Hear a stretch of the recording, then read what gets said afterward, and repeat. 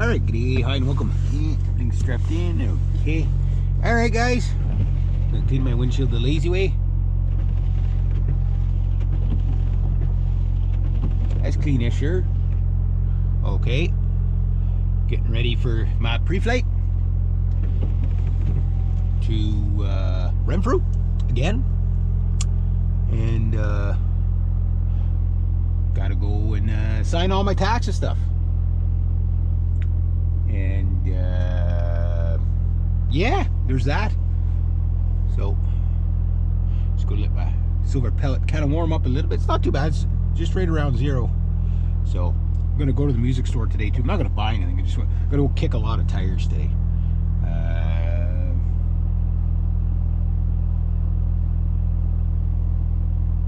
Yeah, engaging silver pellet. So when it's really cold and I have to let the vehicle warm up, you know, about a minute or so after I start it up, I get the squeal of doom. And the longer it takes for the squeal of doom means it's not too cold, but it... Oh, here comes the squeal of doom. Right on time. Is it gonna get really loud?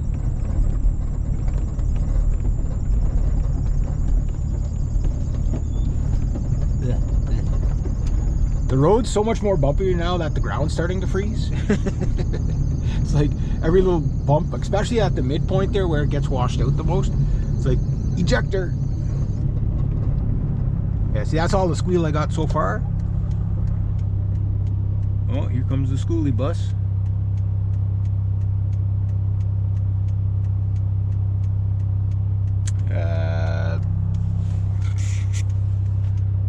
I wonder which kids they're picking up there.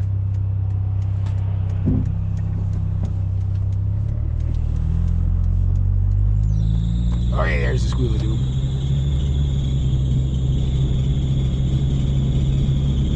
Alright, silver pellet, here we go. Whoa, what a horrible sound. There we go. Probably should have let it warmed up a little bit more, but I think it's okay. What I do need to do is get, oh, just a big hole there, get my speeds up. If you don't get your speed up right about where that truck is, you start running out of speed. This hill's about 0.8 of a kilometer long. It's long enough.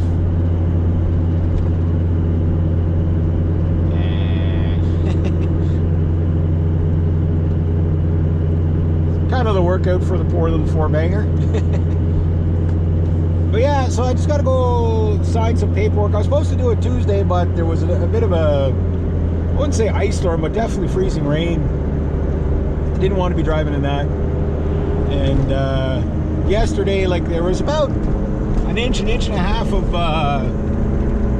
ice on the vehicle, right? So it must have done a lot of freezing rain, and then, you know, the salt trucks were out full bore yesterday. Switch this over to here, because that's good enough. And warm up my fingers. The salt trucks are out full bore yesterday, so roads should be pretty good today. But today it's 10 months that I've been playing my drums, guys. 10 months? Yeah, 10 months. And still looking at some new cameras for the new year. I'm like, you don't always have to buy new, right? But when it comes to electronics, I don't trust used. You know what I mean? Like, people don't sell things very often that are electronic unless there's something wrong with them. You know, unless they're upgrading, right? It's like, okay, I'm selling this amazing camera for a good price because I'm a professional photographer and I'm making I don't know, like so much money that I bought 5 other cameras and I never use this one. Okay, that does happen. But most time it's like, oh, I bought it and I barely used it. Okay, and then you go and you look, there's like 300,000 shots on the shutter, right? And no warranty, nothing like that. So, you know, it's like buying used vehicles. Buying used electronics is even worse than buying used vehicles. It's like guys that sell like PlayStations and stuff like that. All the video game consoles, they sell these things, you know, yeah, I'll sell it to you for this much, right? It's a great deal. Then you go and you get robbed. You know, meet me in this back alley, you know, I'll sell it to you for 200 bucks, you know. Then you get robbed for 200. Oh, chum. Heading out on the four-wheeler.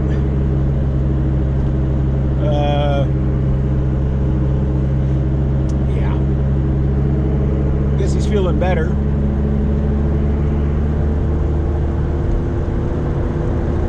But yeah, so cameras, I think I've got it down to about 3 to 4 choices, and they're all good choices. That's the great part. Like, you know, I was thinking about this last night. I was looking at like some older cameras, like the D700 when it came out. Okay, this is a purely film digital camera, right? Like my Nikon D100. There's no video or nothing on it, right? But back then, like you bought it because it was like a super camera, right? Like my D100, which is still making me money. Not a lot of money, but it's making me money, you know. And I'll use it till it dies, and when it dies, I'm just going to sit there and stare at it, you know. But I was looking at like the D700. There's still guys that are still have those as their backup cameras, like professional photographers, because they liked it so much. You know, it was like the experience. You know, it just took good shots. You'd say, yeah, but it was only 12 megapixels. You know, when I bought my D100 and people were looking at the D1 and the D1X, they're like, yeah, but that's only like 2.8 megapixels. You know what I mean? Oh, it's like the megapixels were such a big deal. 6 megapixels, in my opinion, if they were to make it just, I don't know, I don't think it would sell. But like, say like the Z8 or the Z9, but only 6 megapixels and just shoot larger formats. Those would be the cleanest pictures you'd ever see, and the camera would never overheat. It would never overheat. But they would have to up in the, you know, the file size to keep up with the, you know, like what is a you know, 40 to 60 megapixel camera in NFE RAW? How big is that photo? What, the Empire State Building? Like literally, it's that big. You know, if you were to make it a 1-to-1 size, right? And you'd still have good resolution. That's the crazy part. Like people don't realize the technology, how far, like 6 megapixels can give you a nice billboard shot. You know, like a big, like a, you know, like a 30 by 20 billboard. You know what I mean? Like that's the size of a house. You know that's what 6 megapixels can get you.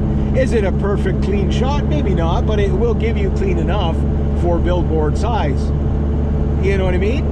That's impressive, and that's 2003 technology, right? So the thing about the D700 was that it's renowned for its photo quality because it went full frame, right? Which I don't think it was the first full frame DSLR, but it might have been, or at least from Nikon anyway. Don't quote me on that, but I think it was. And the full frame camera, right, is the same as a 35 millimeter camera. Like a lot of people don't realize that, like the most SLRs and DSLRs, like the SLRs were all 35 millimeter, right? For the most part. They didn't call it full frame because the DSLRs only took 3, because to be able to use the 35 millimeter lenses, what happened was they had to shrink down the sensor size to about 3/4 of the size. So you only got, from a film camera, taking the same picture with the same lens, you only got 3/4 of, you know, you know, the 1.5, you know, basically a 3/4 size photo out of it, because the sensor had to be smaller. So going full frame meant a whole new lens system, right? Anyway, I'll make part 2.